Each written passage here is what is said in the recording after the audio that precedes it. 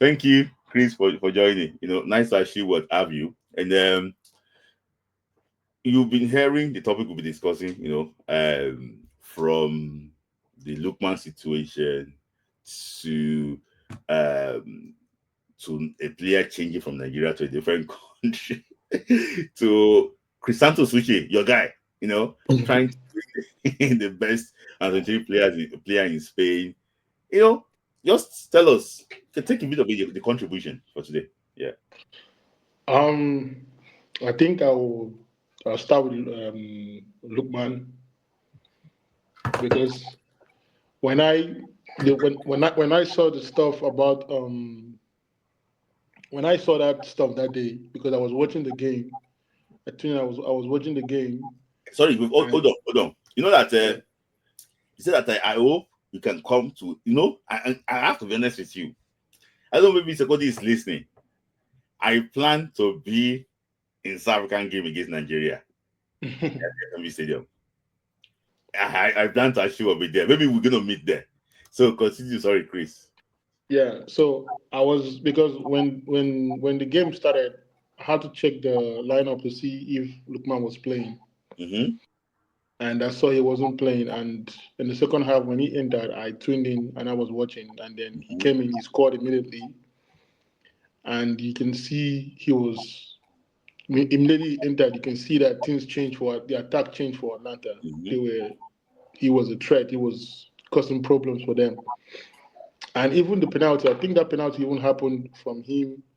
Also, he was involved in that play that caused the penalty. Mm-hmm. And when they gave the penalty, I didn't even I wasn't even expecting Lukman to play it. I Mm-hmm. thought the guy that nine was going to play it. Mm-hmm. So, but when I saw Lukman standing over the penalty, I just had this feeling that he was going to miss. He was going to miss that penalty.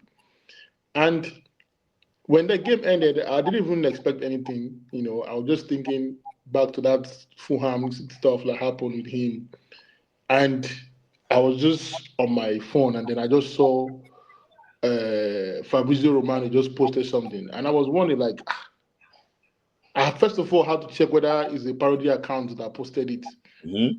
and I saw it was really the coach that was saying something like that.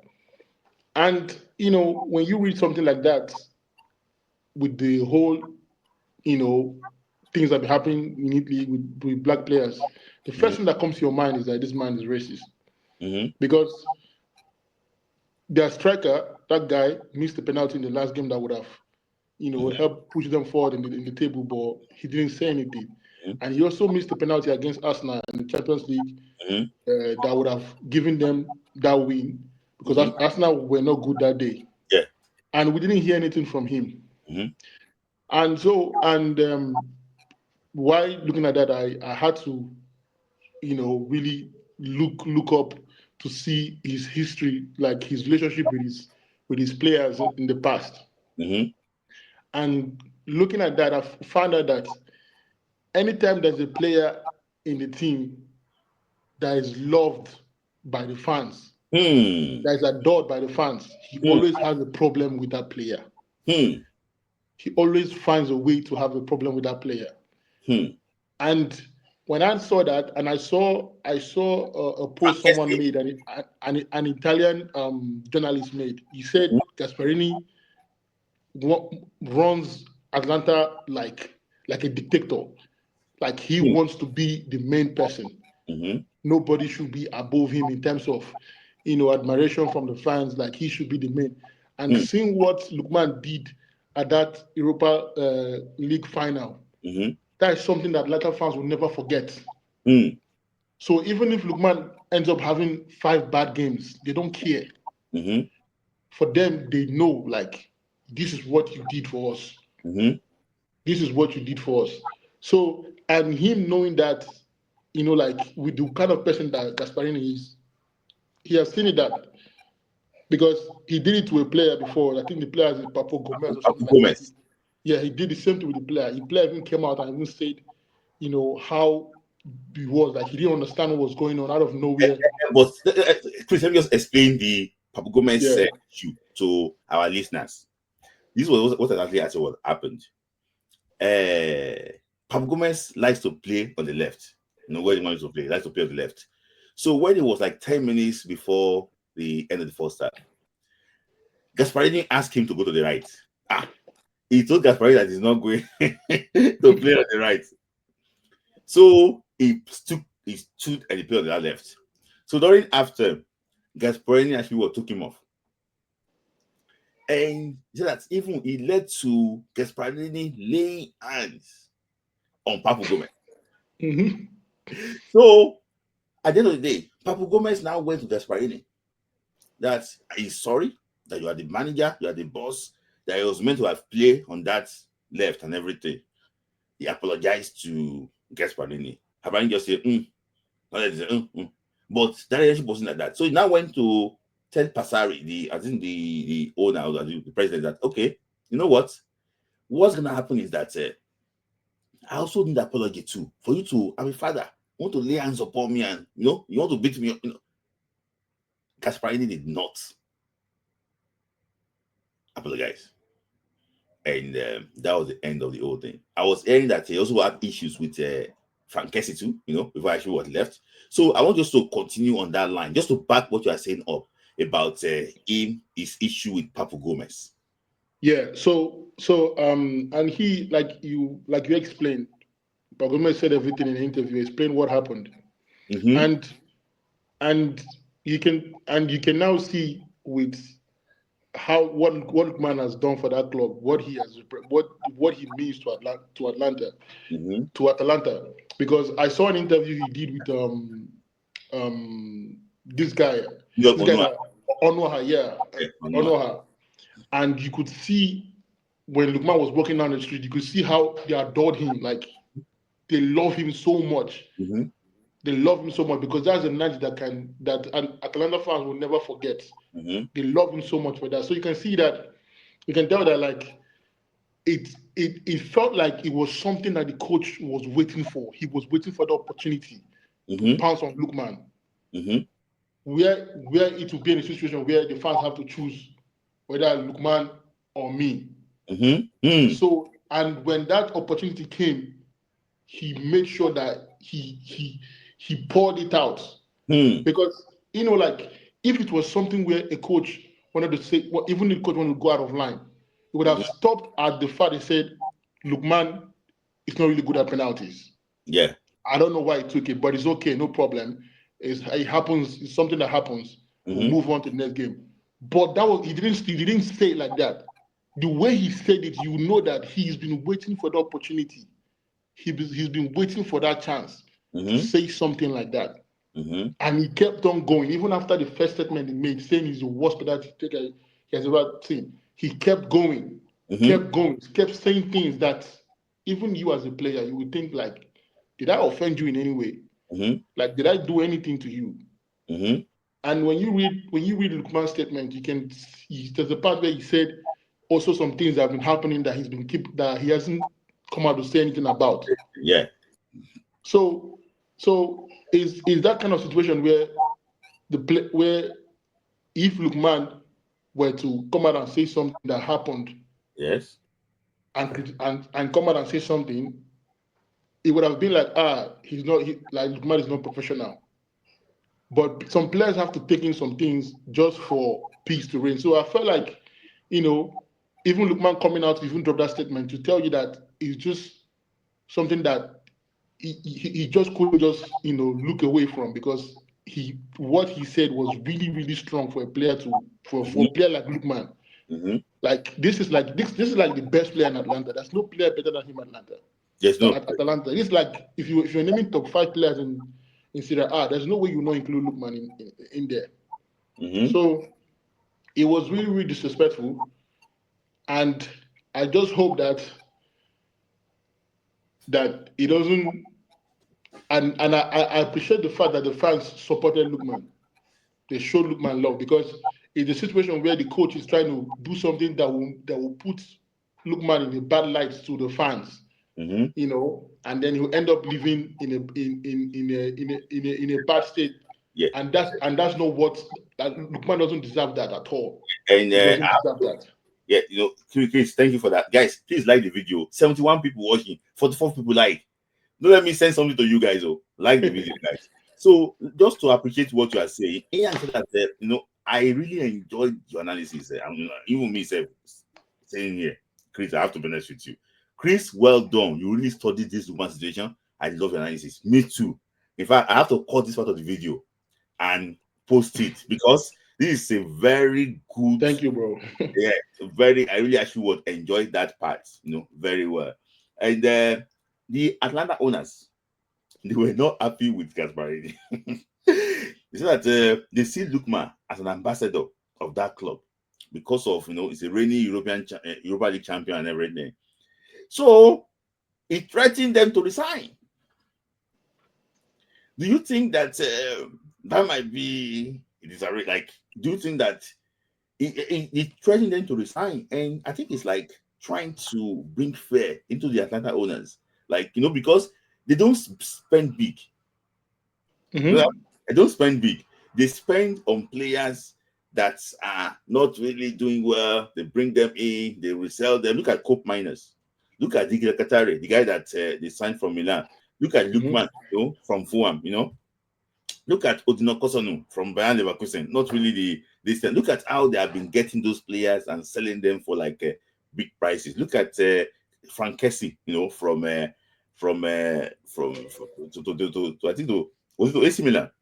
Yeah, to AC Milan. AC Milan. So for me, I don't know. This man is just like I don't know how to just look at it. And This also, guy, yeah.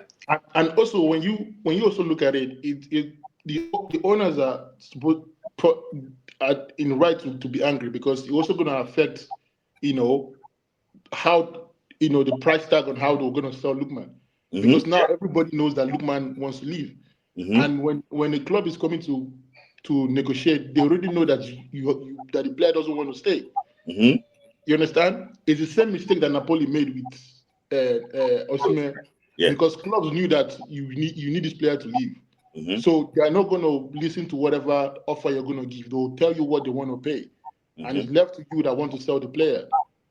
So I think that's something that, the owners also will look at and say, look, this is not good. You are really spoiling business for us. Because if this stuff didn't happen and, it gets to the end of the season and stuff like that, you can't really tell what Atlanta plans if they want to give Lookman a new contract or whatever. They can play around with the agents and stuff to get clubs to pay what they want. But in this situation now, everybody knows that you need to sell this guy. So what it's no longer in their hands now to determine what they need to do, whatever stuff. So is really a very bad way to end the good relationship between Lookman and Atlanta. So now this is a comment from my very good friend Oladipo Ayinde, the Osimhen man. He said that the problem now is Gasperini benching Lookman. What do you see in that type of do you think that they try to take vengeance and actually bench Lookman? If he benches Lookman, who's gonna suffer it? Is the team. I mean, look at what happened when Lookman got injured. You saw how they struggled when Lookman got injured. So if he decides to bench Lookman and they miss out on a Champions League spot, the fans are gonna turn on him and say, look, we are suffering. We need our best player in the team. So whatever Gasperini is thinking or whatever, at the end of the day, Lookman is in a very good place. He just needs to, as long as Lookman is coming to training, as long as there's no news of him, not coming to training or whatever, as long as he's doing his part, as long as the fans know that he's doing his part, and is the coach that's not playing him, they will know, okay, you are losing games, you are not winning games. There's no attacker there that's better than Lookman. Yes. There's none. He has been carrying the team to this season. When he got injured, their performance dropped. Yes. They went from being close to Napoli to how many points now off Napoli? Yes. So you see, and also they need to qualify for Champions League because that money is important to the club also. Yes. So if he decides to bench Lookman and they are not winning games, then the fans are going to turn on him.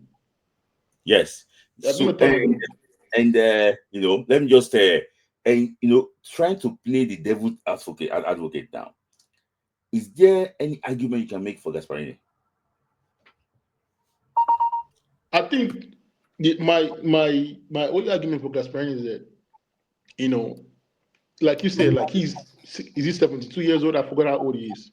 He's old, and 67, and he's this old Italian coach that they have like this kind of that they live in a different world. You understand?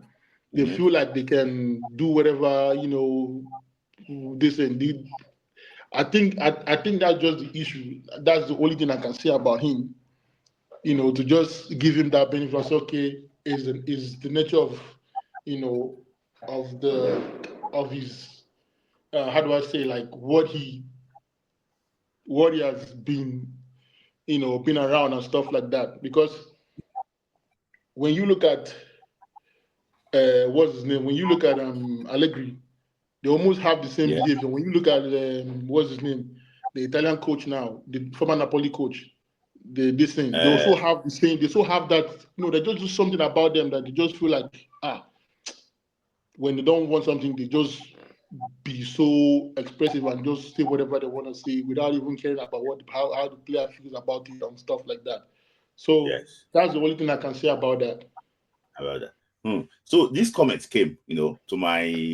So Bobby Ray, shout out to you guys. Shout out to you, Bobby Ray. I know you are not here, Bobby Ray.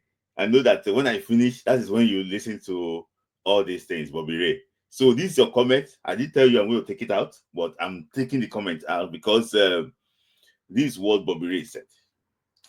He said, firstly, you don't eat back at your manager in public. He was trying to defend Gasperini.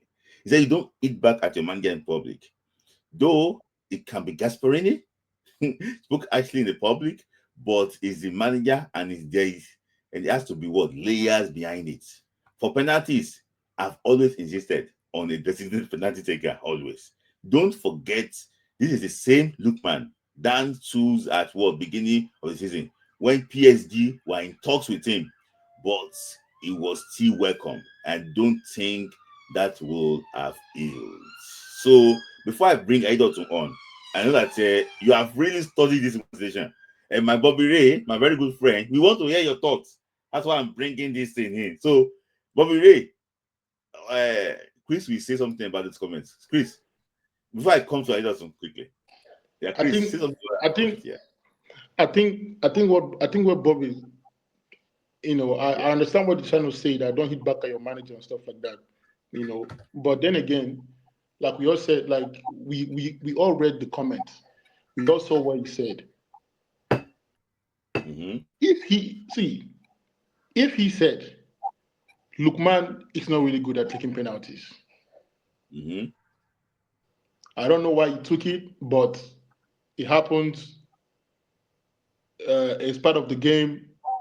Next time we'll prepare better. And he goes, no problem. You understand what I mean? No problem. But when you read the stuff he said, saying that he's the worst penalty taker he has ever seen, and kept on going, saying things. Now, you are not deflecting from the fact that you were three goals down or what at home to Club Brugge. Now you are taking the blame away from yourself, the coach. That why like how did you end up losing like that to Club Brugge at home? Even when Madrid came there, Madrid didn't even do that to you. Yeah. Even when Arsenal came there, that didn't happen to you. So now everybody now is now focused on Lookman instead of you, the coach, that you did not set up your team to perform well. Now you are putting the blame on Lookman. It wasn't as if Lookman scored that penalty that was guaranteed that they will win that game. Because if Lookman scored that penalty, they needed like 2 more goals. So there was no guarantee that they were going to win that game, even if Lookman scored that penalty. Yeah, there was no guarantee. So for him to frame it like that, it means that something else It's not just about that penalty. That is something else. And we saw Lookman's statements. Lookman said something about other things that have been happening. Yeah. That he hasn't come out to say anything. So you can't you can't tell the player that don't hit back at your coach because you don't know what the player has been enduring. Yes. You don't know what players been enduring in back and keeping quiet. He said it in the statement. So for him to say that, that means for him to say that now in that statement is to tell you that he has also endured a lot of things. Yes. Because if you watch that interview with Onoha, he also said some things that it hasn't been easy. There are some things that he has had to endure to get to this point. So you can't just say you don't hit back on your player like that. Lookman is not just some bench player. He's the best player in that club. Yeah. He's the number one player at that club. So he has every right. I think he's the best player in that area, in my own opinion. Yeah. So let me just go to Adidas quickly. So take on Lookman before, because people are talking about Eric Chille. I want us to do it quickly so that your take. Thank you very much.